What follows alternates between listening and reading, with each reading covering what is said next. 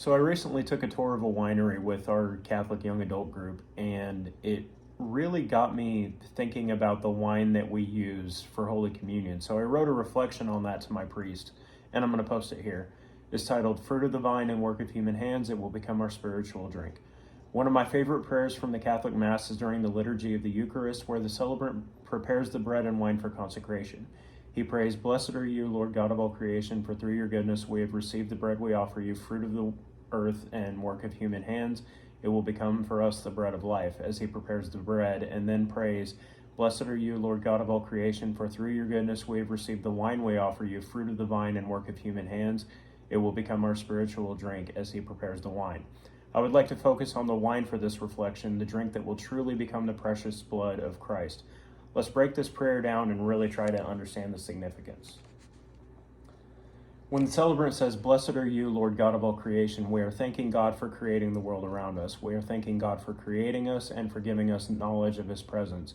We are reminded of how God made us in his image and gave us the ability to shape our world. We are reminded of how he gave us dominion over the land, sea, air, plants, and animals. We are reminded that God intricately designed each one of us and allowed us to participate in his creation by bringing new life into the world. This is an often overlooked and underappreciated truth, one that should not be taken lightly. We are all created to participate in his plan, to worship him, and to enjoy his mysteries. We often lose track of that in our day-to-day lives. Let us try to remember this during our next liturgy of the Eucharist. When the celebrant says, For through your goodness we have received the wine we offer you, fruit of the vine and work of human hands, we are reminded that the wine is only present because of a complex series of miracles from God. I recently had the privilege of touring a winery with a Catholic young adult group, and our tour guide was a passionate man who was very well versed in wine. He said that he had a different day job but worked at the winery as a hobby because he loves wine and the process of making it. We learned more about wine than we thought there was to know, and learned a lot about the process that goes into making wine. We learned about the series of events that have to go just right for wine to be produced properly. Certain types of grapes have to be grown in very specific conditions, often on vines that are many years old.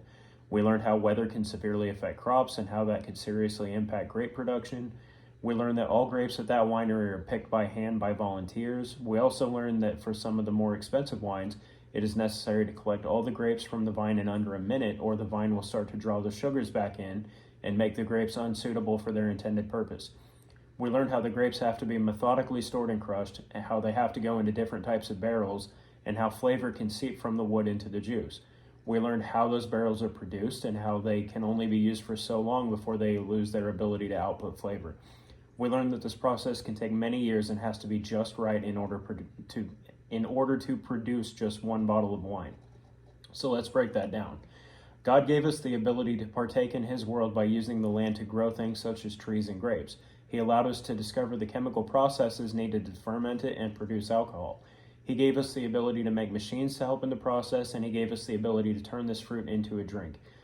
Think about all the time and effort that has had to go into learning how to do this over many years.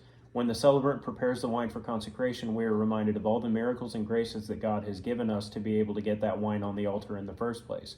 We also learned that during Prohibition in the United States, where alcohol was outlawed, wineries were given a religious exemption to continue making wine for communion. Even with all the specific circumstances that have to be just right for making wine and a legal prohibition of alcohol, the Catholic Church has been able to keep a steady supply ready. It is truly amazing how he allowed us to make full use of nature. When the celebrant says it will become our spiritual drink, we are also reminded of Christ's first public miracle where he turned water into wine for the wedding at the request of the Blessed Mother. He showed us that through his miracles, one substance can become another. We are reminded that he allows us to continue in the spirit of that miracle all these years later. He started his public ministry by turning water into wine. Now he nourishes us for our own ministries by accepting the wine we present and turning it into his precious blood in order to bring us into closer communion with him and our community. Let us never take the wine or his precious blood for granted.